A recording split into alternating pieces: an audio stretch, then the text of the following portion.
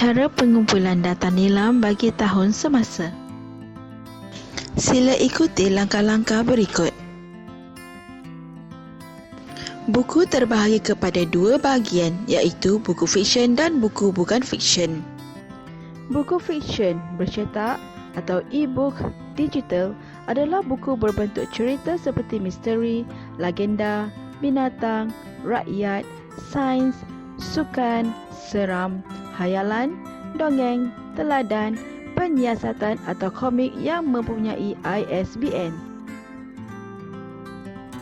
Buku bukan fiksyen bercetak atau e-book digital adalah buku berbentuk pengetahuan dan fakta, buku rujukan yang memberikan maklumat umum dan berguna tetapi tidak mendalam, buku rujukan khas yang memberikan maklumat semasa secara terperinci, mendalam dan khusus. Cara mengumpulkan data. Murid hanya perlu memasukkan jumlah bilangan buku yang murid telah baca pada tahun semasa berdasarkan bilangan buku fiksyen bercetak, bilangan buku fiksyen e-book, bilangan buku bukan fiksyen bercetak, bilangan buku bukan fiksyen e-book. Hanya masukkan buku yang murid baca sahaja.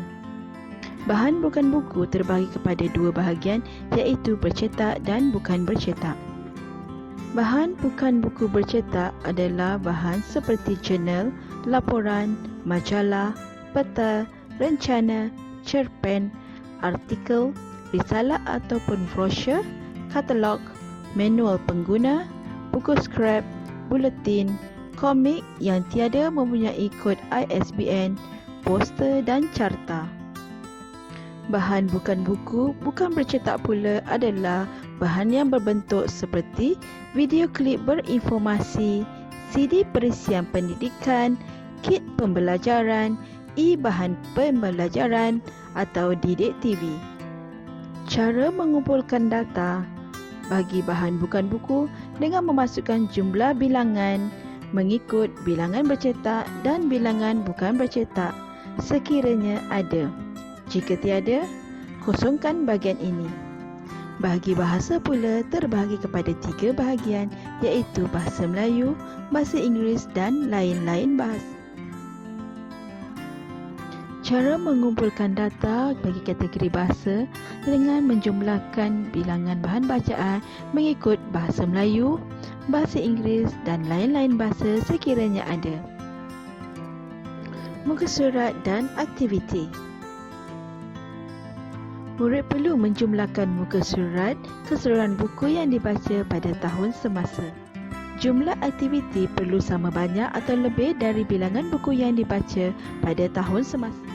Contoh-contoh aktiviti adalah seperti rumusan, tunjuk cara, membaca bersama, buku skrap, lakonan atau sketsa, resensi buku, mengulas buku, bicara buku, berpantun, lukisan atau poster, mencipta lirik lagu, radio sekolah, syarahan, forum, menghasilkan buku atau menulis buku, bercerita, deklamasi sajak, mengeja atau melukis. Cara mengumpulkan data dengan memasukkan jumlah bilangan, jumlah muka surat dan jumlah aktiviti. Data nilam perlu dicatatkan seperti ini sebelum dimasukkan ke dalam link yang akan diberikan. Contoh maklumat. Untuk bahan buku, bilangan buku fiksyen bercetak 50 bilangan, bilangan buku fiksyen e-book 10 bilangan, bilangan buku bukan fiksyen bercetak tiada bilangan, bilangan buku bukan fiksyen e-book tiada bilangan. Seterusnya, untuk bahan bukan buku, bilangan bercetak tiada bilangan dan bilangan bukan bercetak 5 bilangan. Jadi keseluruhan jumlah bahan bacaan adalah sebanyak 65. Seterusnya dari segi bahasa, daripada 65 bahan bacaan, 35 bilangan adalah daripada bahasa Melayu dan 30 pula adalah dari bahasa Inggeris. Lain-lain bahasa tiada bilangan.